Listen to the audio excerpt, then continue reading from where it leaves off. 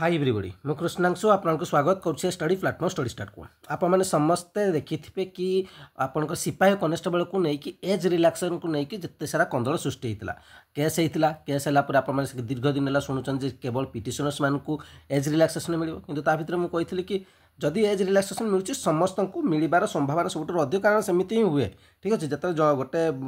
समाज हुए तो समस्त मिले हो पारे से परिश्रम कर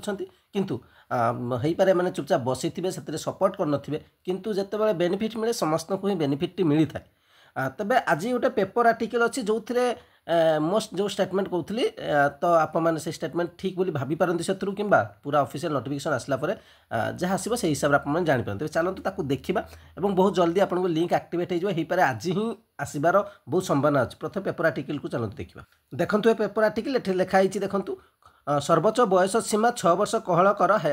हाइकोर्ट ये देखो राज्य विभिन्न बाटालियन में सिपाही और कनेस्टेबल पद में नियुक्ति प्रकाशित विज्ञप्तिर सर्वोच्च बयस सीमा कोहल करा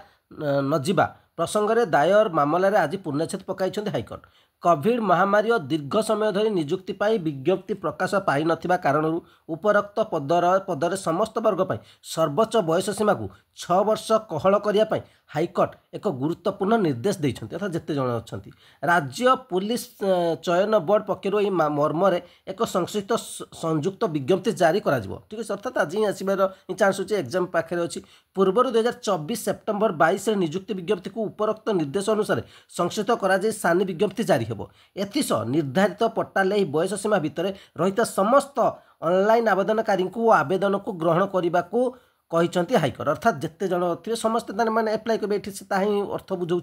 विश्वेश्वर विश्वाल और अन्य तरफ दायर 20टी मामलार एकत्र शुणाणी कर डॉक्टर जस्टिस संजीव कुमार पाणिग्राही एपरी निर्देश प्रदान सह विस्तृत राय प्रकाश कर सर्वोच्च बयस सीमा कोहल केवल उपरोक्त नियुक्ति विज्ञप्ति उद्दिष्ट या भविष्य नियुक्ति अनुसरण कर